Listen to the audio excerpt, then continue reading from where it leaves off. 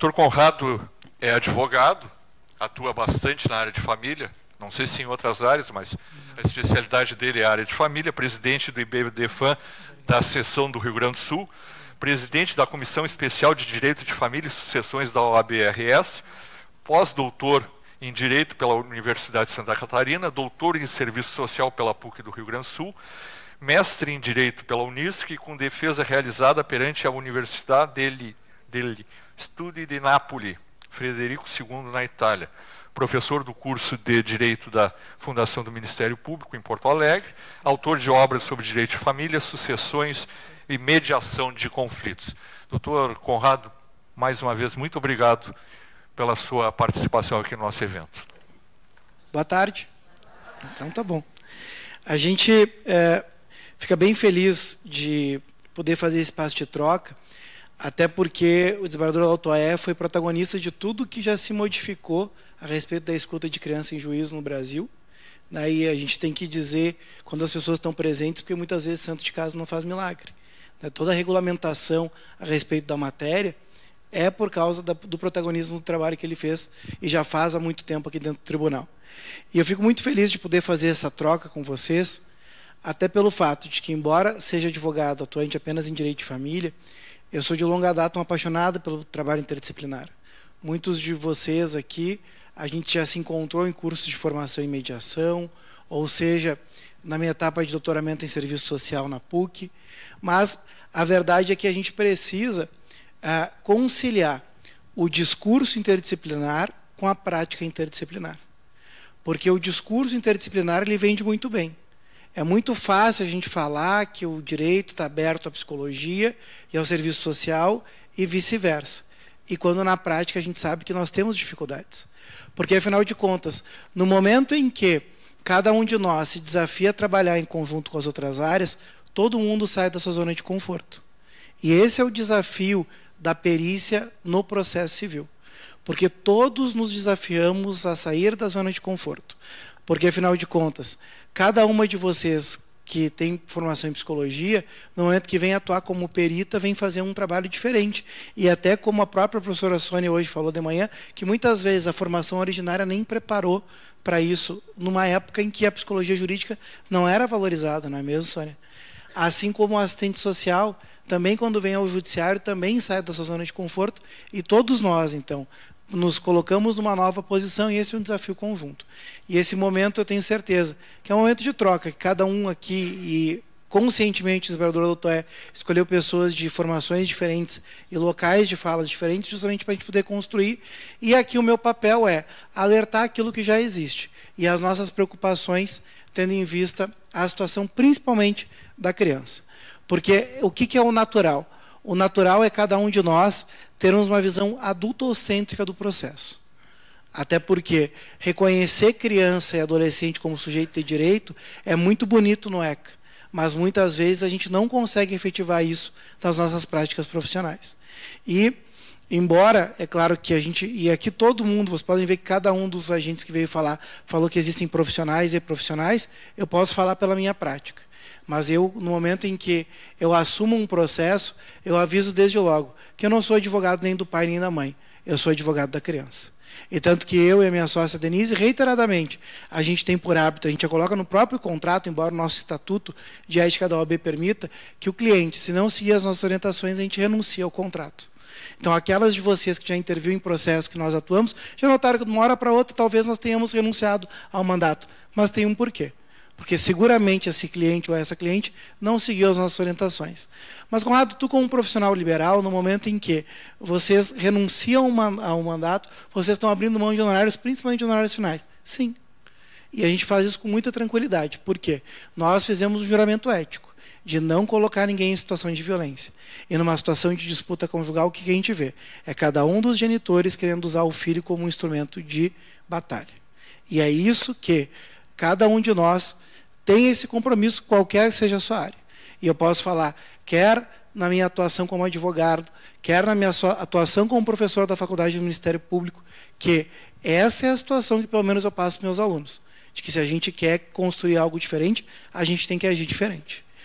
E esse agir diferenciado, a gente traz aqui uma música que talvez tenha passado despercebido por cada um de nós, que todo mundo já ouviu essa música do Lulu Santos, mas tem um trecho que é muito significativo para aquilo que eu estou adiantando.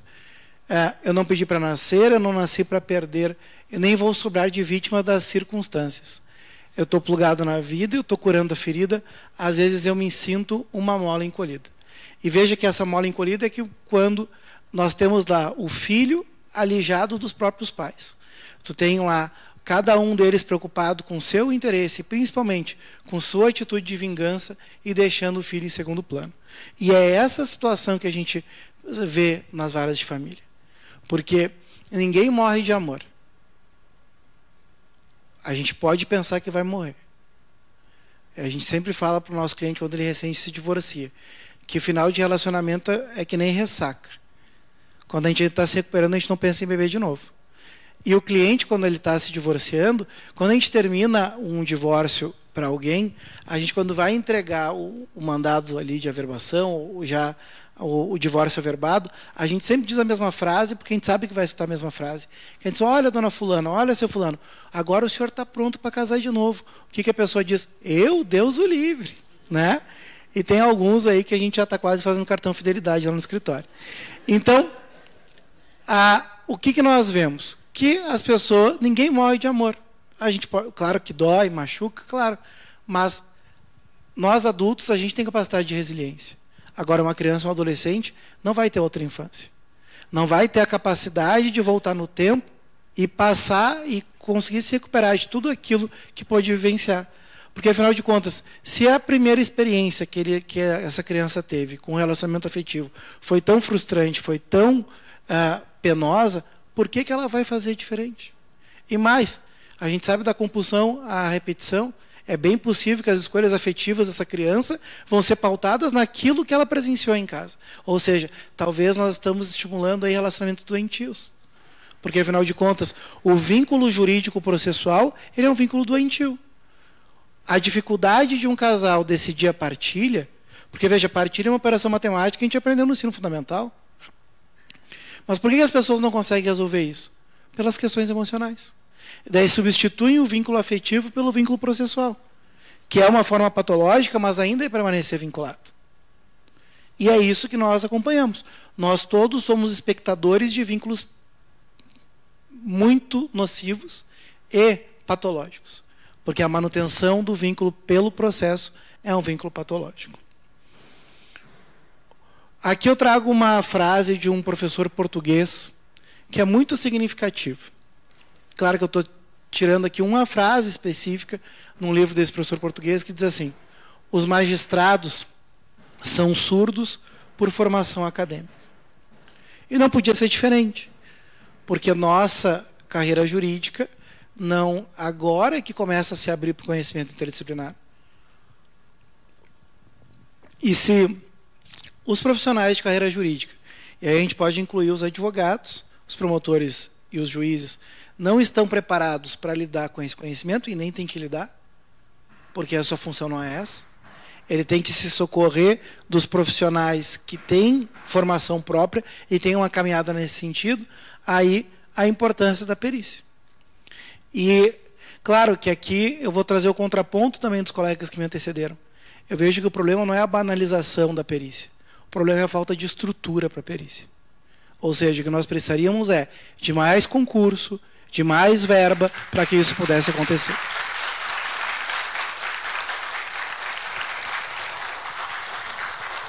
Agora, a situação que eu deixo a cada um dos senhores, e quando eu falo para assistentes sociais e psicólogos de outros tribunais, é que também possa ter mobilização política por parte do corpo técnico junto ao tribunal, para que isso possa mudar. Porque, afinal de contas, o jurisdicionado não pode pagar pela falta de estrutura. E cada pessoa que bate as portas do Poder Judiciário tem direito a um processo justo. E um processo justo se faz com produção de prova. Então, o que a gente precisa é qualificar a prova. Porque uma vez que a gente tem esse instrumento, a gente precisa utilizar. Aqui eu trago uma das grandes preocupações que eu luto diariamente na minha vida profissional e acadêmica, que é a efetivação da guarda compartilhada. A falta de compreensão do que vem a ser a guarda compartilhada. Porque não existe guarda alternada no país, né? Essa é a grande confusão que existe desde 2008. Então, a guarda lateral, as pessoas não têm dificuldade de entender, porque todo mundo já viu acontecer a guarda lateral. Agora, a grande dificuldade é as pessoas compreenderem a guarda compartilhada como um processo de cogestão parental. O que está na lei são duas formas de guarda. A unilateral, que é a gestão unitária, e a compartilhada, que é a gestão compartida. Ou seja, a grande questão é que o poder de gestão é conjunto. E a guarda compartilhada continua tendo regime de convivência, guarda compartilhada não representa convivência livre, guarda compartilhada não afeta direito a alimentos. Guarda compartilhada é direito da criança. Por quê? É direito da criança ter ambos os pais participando da sua vida. Porque a gente sabe que o grande perigo da guarda unilateral é o filho se transformar em objeto de só um deles. O filho não foi feito só por um, o filho é de ambos. E o que a gente vê na disputa, quando o genitor quer guarda lateral, ele quer o quê? Ele quer exercer um poder perante o outro, não é um poder perante o filho. E o que a gente vê também, tanto que a gente não advoga em causas que envolvem guarda lateral, porque eu vejo que sempre quem quer brigar por guarda lateral tem indícios de alienação parental. E a lei agora é clara dizendo que a guarda lateral é exceção. Tem, inclusive, recomendação do CNJ nesse sentido, recomendação número 25 de 2016. O STJ já tem decisão muito antes de 2014, no recurso especial 1.251.000, onde a Nancy Andrighi já dizia que a guarda compartilhada não se sujeitava ao acordo, porque guarda compartilhada não é prêmio para o bom comportamento. Guarda compartilhada é direito do filho. Porque guarda lateral, o que ela é? Ela é troféu. Porque todo mundo aqui já ouviu, eu ganhei a guarda. E se um filho escuta isso, ele está acostumado no futebol quem ganha o melhor. E não tem melhor nem pior. E a gente acreditar que guarda lateral pacifica a relação é a pior mentira que pode se dizer. Tem um professor de serviço social do Rio, que é o professor Carlos Montanho, que ele tem um livro em que ele diz que tu imaginar que alguém está pacificado na guarda unilateral é a mesma coisa que tu imaginar que alguém está pacificado quando alguém tem uma arma nas suas costas. A pessoa para, mas não por respeito, não porque acredita, mas simplesmente para. E o que a gente vê é que, infelizmente, a guarda compartilhada está longe de ser efetivada no país. E guarda compartilhada nada mais é do que a divisão, então, das decisões estruturais da vida da criança. Eles vão ter que decidir conjuntamente a escolaridade, se vai ser colégio particular ou público, se vai ser laico ou religioso. Eles vão ter que decidir as atividades extracurriculares, se elas vai ser natação, futebol, inglês ou português, enfim, inglês ou francês, e as questões de saúde física ou mental. Eles vão ter que decidir quem é o terapeuta da criança, eles vão ter que decidir qual vai ser o pediatra. Isso é guarda compartilhada. E guarda não se confunde com o tempo. Uma outra, e aqui já começa também nas questões de guarda, a importância da perícia. Porque aqui eu trago toda a evolução legislativa nos últimos anos, e o desprestígio da alteração legislativa ele é tão tamanho que nós precisamos ter outra lei, além da lei de 2008, para efetivar o que já estava lá. Porque na redação originária do Código Civil de 2002, não existia previsão de guarda compartilhada. Foi em 2008 com a Lei 11.698. E que agora, em 2014, qual é a novidade? É o parágrafo 2º, que mesmo em caso de litígio, a guarda vai ser compartilhada. Para não ser compartilhada, um deles não pode exercer, um deles tem que dizer que não quer exercer, e o outro, ou ser comprovado que não tem condições para o exercício do poder familiar. Cá entre nós, para alguém ser inapto ao poder familiar é procedimento próprio, regulamentado no ECA, artigo 155 ao 163. Não é numa discussão de guarda na vara de família. Segundo, ali a situação onde fala que basta quando um deles não deseja a guarda, eu sempre defendo o seguinte, que se um genitor simplesmente ele verbaliza que ele não quer o compartilhamento, não cabe ao promotor ou ao juiz simplesmente realmente o senhor não quer o compartilhamento. Por quê? Porque é direito do filho que esse genitor participe da vida dele. Porque, infelizmente, a guarda unilateral, ela transforma o não detentor como um mero coadjuvante. Então, a guarda compartilhada, repito, é direito da criança. E a grande questão e a importância da perícia, que o parágrafo 3º do 1584, desde 2014, prevê que, para estabelecer as atribuições do pai e da mãe e os períodos de convivência, o juiz de ofício ou requerimento do Ministério Público poderá basear-se em opinião interdisciplinar. Eu interpreto ali como deverá. Porque, afinal de contas, se ambos pretendem exercer a base de residência, porque sempre que a gente tem a guarda compartilhada tem que definir a residência base. E os dois querem ser residência base, bom, como é que o juiz e o promotor vão decidir quem vai ser residência base, se o advogado da parte autora vai dizer uma coisa e o advogado da parte demandada vai dizer outra? A gente vai precisar da equipe interdisciplinar. Assim como o regime de convivência, de que forma tem que ser feito o regime de convivência. Eu estou convencido que regime de convivência livre é pano para manga para incomodação. Tem que ter um regulamento. Ah, mas eles vão ter que flexibilizar. Sim, mas tem que ter um regulamento. E quanto mais detalhado for esse regulamento, melhor é para a criança. Às vezes, quando a gente faz uma regulamentação em favor de crianças de tenra idade, inclusive a gente já faz um regime progressivo, porque eu tenho uma visão que o advogado de família ele nasceu para ser descartável. Eu tenho que ajudar aquela família naquele momento e nunca mais. Eu espero que eles precisem do Poder Judiciário. Porque a gente sabe que o processo é problema. Veja que como a gente fala, né, as partes do processo. Quem está em parte não está inteiro. Né? E as pessoas no processo de família, elas realmente não estão inteiras. Então a minha preocupação de quê? De que as pessoas não precisem do Poder Judiciário. Até porque nós estamos num estado de extrema litigância, né? Um dos campeões de litigiosidade do país. Então veja, a gente precisa trazer o que é um espaço, e aí a valorização da própria mediação, de outras metodologias, né? O que o novo CPC traz como novidade, o Direito de Família já valoriza há muito tempo. E hoje, inclusive, até mesmo, quer não, a própria constelação familiar. Se já é difícil para o profissional do direito entender mediação, para ele entender constelação tem que nascer de novo. Bom, mas o que é? Para mim, no momento que eu encaminho algo para mediação, e agora a gente tem encaminhado para constelação também. Claro que eu, como advogado, não posso ser mediador, e eu, como advogado, também não vou ser constelador, mas agora, no momento que é efetivo para quem me contrata, é óbvio que eu vou recomendar.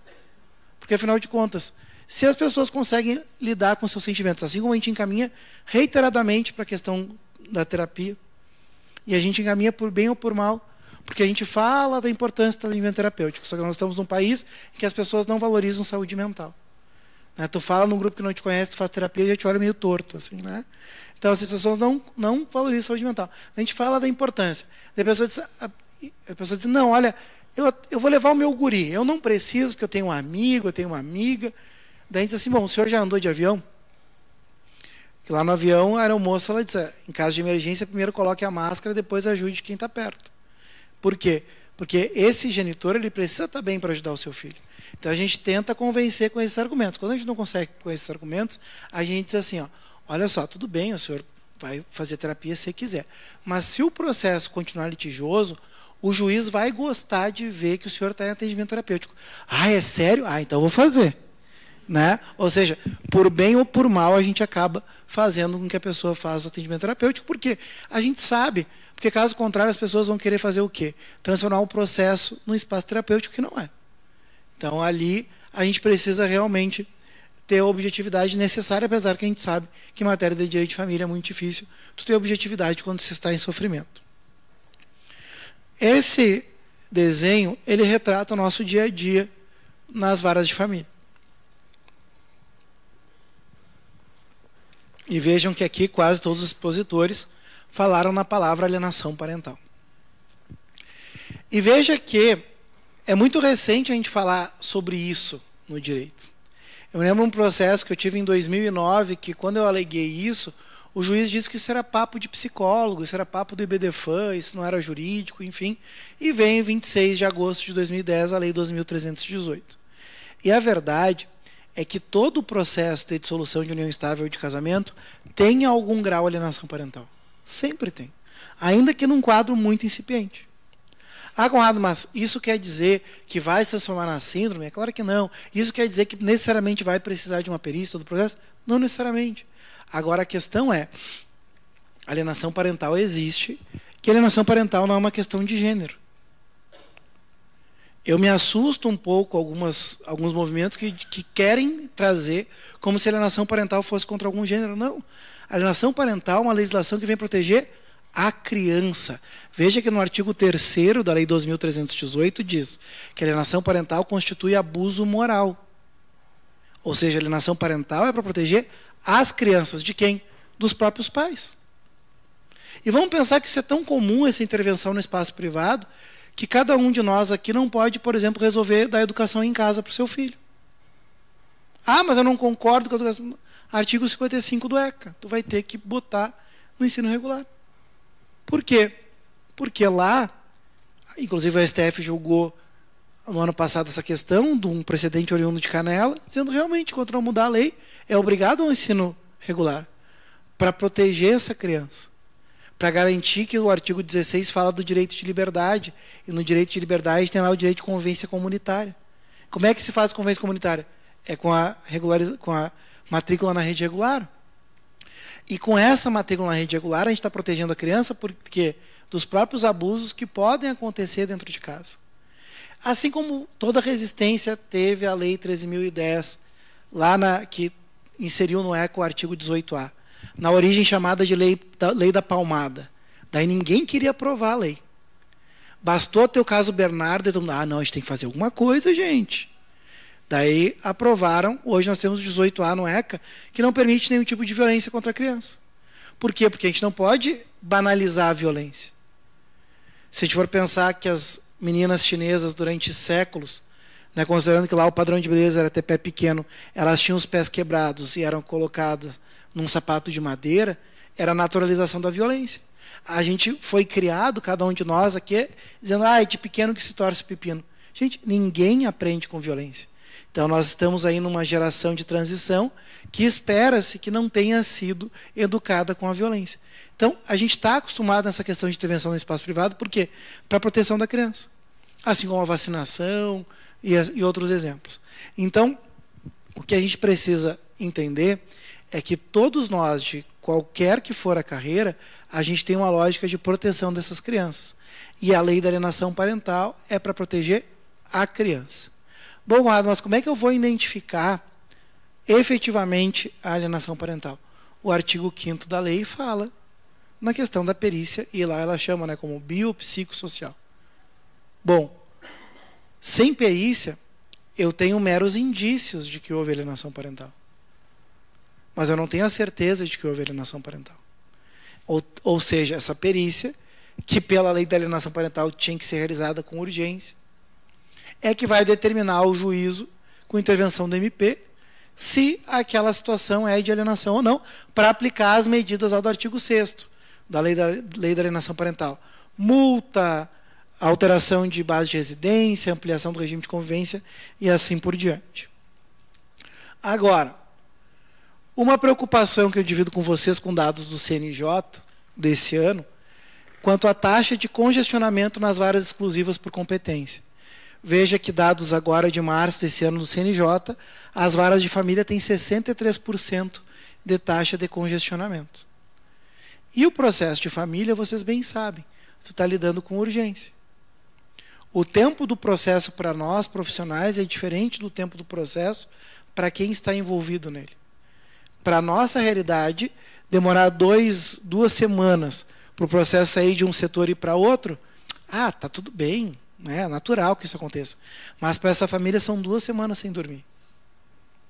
Então a percepção temporal ela é muito diferente. E aí a questão do tempo também, que toda justiça tardia ela deixa de ser justiça. E nesse caso da criança e adolescente, é a perda de um direito, né, que é a perda do direito que essa criança tem à infância. Aqui eu trago a Convenção Internacional dos Direitos da Criança. E a Convenção Internacional, que foi ratificada por 196 países no mundo, o Brasil é um deles, assegura, no artigo 12, a criança, de acordo com a sua capacitação, ela vai manifestar sua vontade, e isso o próprio ECA garante, né? O artigo 28, parágrafo 1º, fala que, de acordo com a capacidade cognitiva, essa criança vai manifestar. Está certo que o critério lá para colocação em família substituta, mas só para a gente ter um norte. Aqui, a linha segunda. Com tal propósito, se proporcionará à criança, em particular, a oportunidade de ser ouvida em todo o processo judicial e administrativo que afete a mesma, quer diretamente, quer por intermédio de um representante ou órgão apropriado. Agora veja a parte final. Em conformidade com as regras processuais da legislação nacional. Ou seja, isso é Convenção Internacional dos Direitos da Criança. E eu sei que talvez o que eu vou dizer vai desapontar muitas de vocês, que são da parte técnica, mas o CPC ele é muito claro. O artigo 466, parágrafo 2º, assegura aos assistentes técnicos o direito do acesso às entrevistas. E a colega que fez a pergunta do desembargador doutor disse, eu não consigo entender o porquê que o assistente técnico ter acesso apenas depois não assegura o contraditório. Porque contraditório é em todas as etapas do processo. Nós vivenciamos uma época de publicização da justiça. Hoje até as sessões do Supremo Tribunal Federal são televisionadas. É claro que eu não vou dizer aqui para televisionar a audiência de família, mas só estou mostrando para vocês o quanto a questão mudou. Veja, o desembargador doutor também trouxe o exemplo de que hoje os depoimentos a gente tem acesso ao vídeo. Isso mudou a lógica do agir processual para todos os envolvidos, quer para os serventuários, quer para o juiz, quer para o advogado, todo mundo mudou. Ou seja, as coisas mudaram. E nós temos, no CPC de 2015, a previsão que assegura ao assistente técnico de participar das entrevistas. Ah, Conrado, mas daí quebra a relação, porque no momento que o psicólogo está agindo como perito, ele não está fazendo atendimento terapêutico. Ele é auxiliar da justiça. E a justiça tem que agir de acordo com as regras processuais. E as regras processuais asseguram ao assistente técnico a participação efetiva. Claro que esse assistente técnico não vai interromper as entrevistas. É claro que ele não vai fazer questionamentos, mas que ele esteja presente. Claro, aqui a todo momento tem se levantado uma solução alternativa, gravação. Bom, ainda é uma situação que nem é o que o CPC fala, mas ainda poderia ser o quê? Poderia ser uma alternativa. Mas o fato é que nós temos uma lei que prevê isso e nós temos uma Constituição Federal que assegura. Ou seja, mas o Conselho Federal, o Conselho de Psicologia não permite. Então o Conselho vai ter que entrar com uma ação declaratória de inconstitucionalidade. Porque nós temos uma lei federal que está dizendo que os assistentes técnicos têm que ter acesso. Você não sabe o que vai acontecer se o tribunal começar a aplicar, e já tem precedentes no nosso tribunal nesse sentido, eles vão anular a perícia. Vai anular a perícia. Daí sabe o que vai acontecer? O processo que já é demorado vai voltar a estacar zero. Então, aí, o que a gente tem que ver? O que deve prevalecer nisso? Ah, Conrado, mas tem muitos juízes que não estão julgando assim, infelizmente. Infelizmente, né? Porque aqui eu trago um exemplo. Claro que eu não vou dizer qual é a comarca, não vou dizer qual é o caso, mas é um processo que a gente atua. Quanto aos assistentes técnicos. Questiona a parte acerca de eventual permissão do acesso a assistentes técnicos às sessões a serem realizadas pela perita indicada pelo juízo. A resposta é um tanto óbvia, já que o acesso desses profissionais possivelmente tumultuariam o exame e intimidariam a criança em tenra idade, que já está sob abalo constante em virtude da situação que vivencia. Frente a isso, manifesta que os assistentes não participarão do exame, poderão manifestar-se após quando a apresentação do laudo processual, laudo pericial. Ou seja, perícia nula, essa criança que já está enfrentando um processo que é complicado, corre o risco de, sabe-se lá quando vai sair a sentença, ter que retornar para, não, vamos fazer a perícia do jeito que a lei determina. Então, assim, a questão é, entendo, e como eu falei, cada um de nós aqui vai sempre valorizar aquilo que lhe é pertinente. Só que aqui a gente tem que verificar quem é que está numa situação de risco. E se eu permitir que o processo ele seja concluído em desrespeito às normas processuais, quem vai ser prejudicado é a própria criança, que todas as nossas carreiras aqui têm o dever de assegurar a proteção. Então, veja, aqui, meus amigos, é para a gente pensar de forma colaborativa, porque, afinal de contas, a gente teve experiências de perícias médicas, psiquiátricas, em que o próprio perito psiquiatra abriu essa possibilidade e, é claro, isso é muito da questão de pertinência. Se o assistente técnico estiver sendo invasivo, é uma questão, mas é uma questão que precisa ser levada ao conhecimento do juízo. O problema é eu desconsiderar uma norma vigente. E repetindo, no momento que estamos em perícia judicial, nós não estamos em atendimento terapêutico. Nós estamos em momento de prova. E ganha o processo não quem tem razão. Ganha o processo quem tem prova. E hoje, nas questões de família, o que é decisivo? É a prova pericial. É a perícia psicológica, a perícia social, que vão subsidiar a decisão do juízo. Ou seja, enquanto a lei não for modificada, é essa situação que deve ser observada. Deixo aqui um convite a vocês, dias 22 e 23 de novembro, a gente vai estar recebendo, inclusive, a professora Sônia Rovinski nesse evento que vai acontecer aqui na OAB Cubo, o evento do IBDFAN. Ele vai ter transmissão EAD também aos interessados. Fica o convite para que a gente possa continuar discutindo essas situações, pensando na melhora do trabalho de todos nós. Muito obrigado pela oportunidade.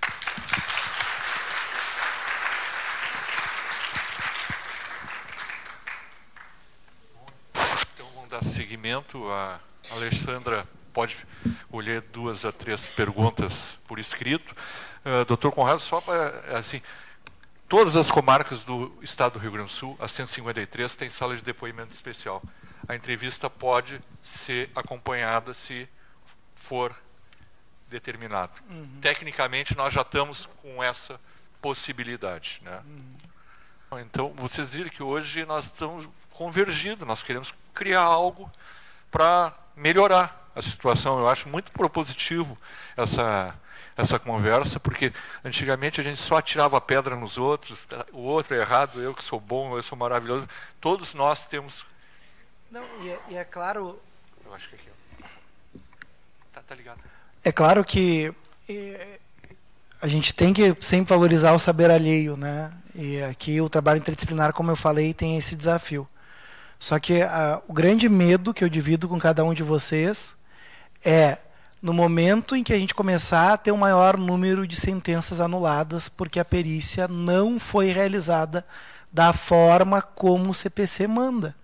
Porque, é claro, agora, por que isso não aconteceu ainda em grande escala? Porque a gente teve a vigência do atual CPC a partir de março de 2016. E cá entre nós, o que aconteceu na comunidade jurídica foi o seguinte: teve um ano de vacatio legis. As pessoas ficaram todo ano da vacatio legis torcendo que a vacatio legis pudesse ser ampliada. Tanto que se dizia a boca pequena, olha, a vacatio legis vai ser 5 anos, ou seja, dava quase para tu fazer uma outra faculdade para estudar o novo CPC. Ali por janeiro de 2016, é que as pessoas se deram conta que realmente o CPC ia entrar em vigor. E aí as pessoas começaram a estudar. Ou seja, não estou nem dizendo que as pessoas estudaram profundamente, as pessoas começaram a estudar. Ou seja, essa é uma questão, e o novo CPC traz questões novas a todos nós. Os próprios magistrados estão tendo que se adequar. Porque antes tu pedia A, B e C, e ele podia jogar F. Hoje, o juiz tem que analisar ponto por ponto. Ou seja, tudo mudou. Então, essa situação das perícias serem anuladas é uma forte tendência. E aí, a nossa responsabilidade em fazer aquilo que a lei determina. Eu estou aguardando perguntas, mas uma foi dirigida a mim. Eu acho que eu fui mal compreendido. Poderia explicar novamente o motivo pelo qual a perícia do ato infracional é nula? Não, eu não falei isso. Eu falei que nos processos por ato infracional, em regra, não se faz perícia. e se alega muito a nulidade pelo fato de não ter sido feita perícia. E pelo menos na Câmara que eu trabalho, nós decidimos reiteradamente que tem que ter uma justificativa. A perícia não é automática, ela é determinada pelo juiz, se o juiz não tiver essas informações. Então a perícia não é nula. O processo que não é nulo por falta de perícia que foi.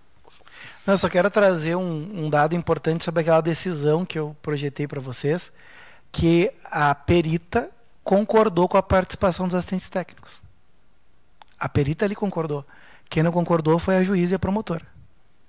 Ou seja, a principal interessada que em tese poderia estar sendo prejudicada no seu trabalho, ela concordou. Tanto que a primeira entrevista os assistentes técnicos participaram. Foi só a partir da decisão que daí ela não pôde mais permitir que os assistentes técnicos pudessem participar. Ou seja, a perita concordou ali naquela perícia, né? As pessoas têm que realmente se abrir. Bom, aqui, doutor Conrado, o estudo social não se utiliza apenas da entrevista como instrumento para construir o laudo social. Como será a presença de gravação desses instrumentos, contatos telefônicos, reuniões de micro-redes, etc.? Bom, a situação do laudo social, e a gente, pelo menos pela nossa experiência, a questão, por exemplo, da visita domiciliar é algo que é muito rico e muito esclarecedor na questão dos processos que envolve convivência, quando a gente não tem a certeza. Até porque o juízo, que poderia fazer, mas ele não vai fazer uma inspeção judicial em cada processo que envolva uma situação de guarda ou convivência de filhos.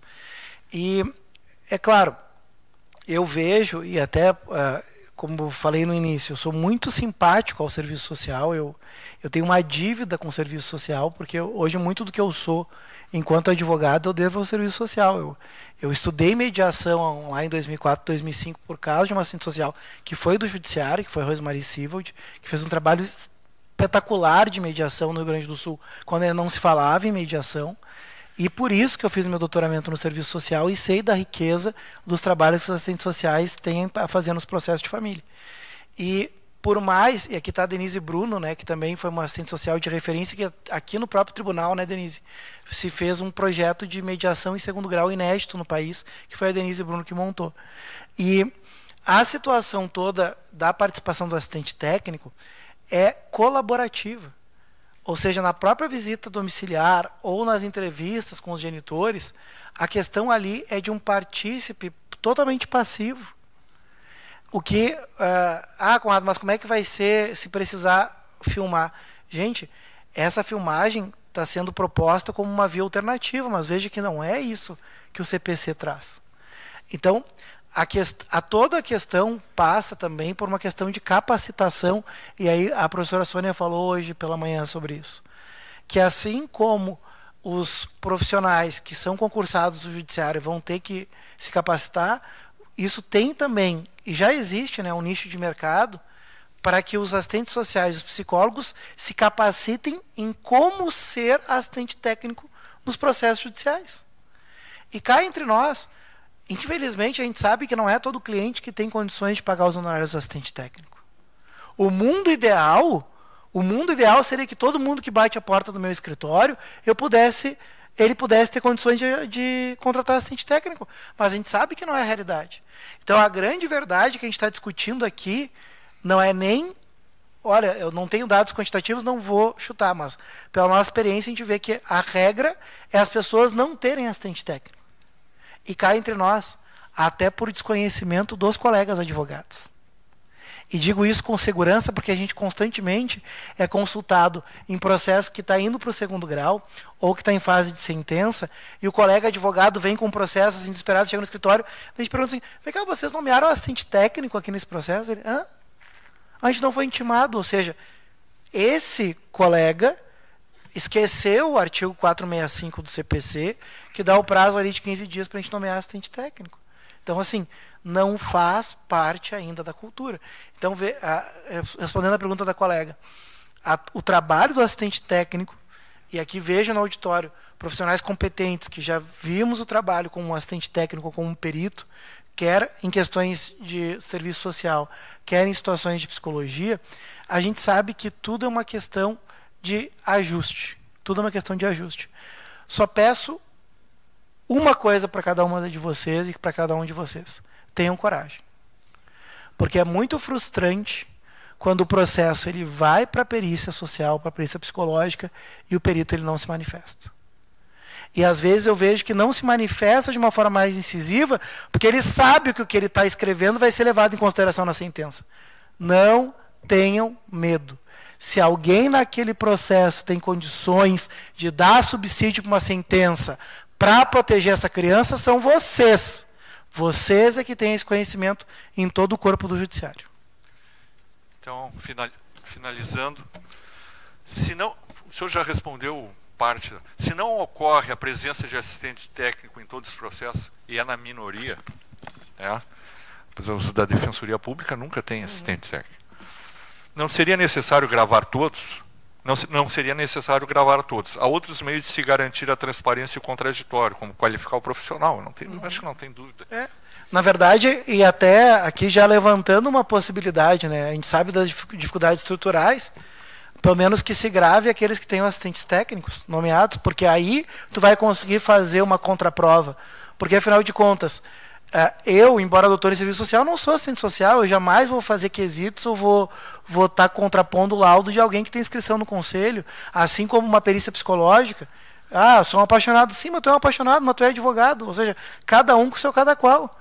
Ou seja, a gente precisa saber que nesses processos onde tem assistente técnico, aí sim a gente precisa assegurar, porque talvez como uma via alternativa, né, desembargador, tu gravar todas as perícias, tu não vai atingir a finalidade, e muitas vezes eu vejo que a grande verdade, que ninguém está acostumado à figura do assistente técnico, é que os juízes muitas vezes aceitam o assistente técnico que foi nomeado fora do prazo. E a gente já teve decisão dizendo assim, para permitir uma igualdade processual. Mas, gente, é regra processual. Se o advogado tem um prazo para recorrer e ele perdeu. Assim como para nomear assistente técnico, tem o prazo, depois disso perdeu. Então, na verdade, a gente tem que se acostumar que aqui nós estamos lidando num processo que ele tem que seguir à risca aquilo que está no Código de Processo Civil, sob pena de anulação. Bom, gente, muito obrigado pela participação de todos nesse evento. Nós começamos às 9 horas da manhã em ponto, tivemos 6 excelentes painelistas. Vamos ver se daqui a pouco o IBDFAN nos chama para trabalhar na continuação desse trabalho, para ver o que é possível melhorar, inclusive buscando alguma orientação legislativa, falando com algum deputado que monte alguma coisa para que isso aí venha a debate que vai ser para qualificar todos nós. Muito obrigado pela presença de todos.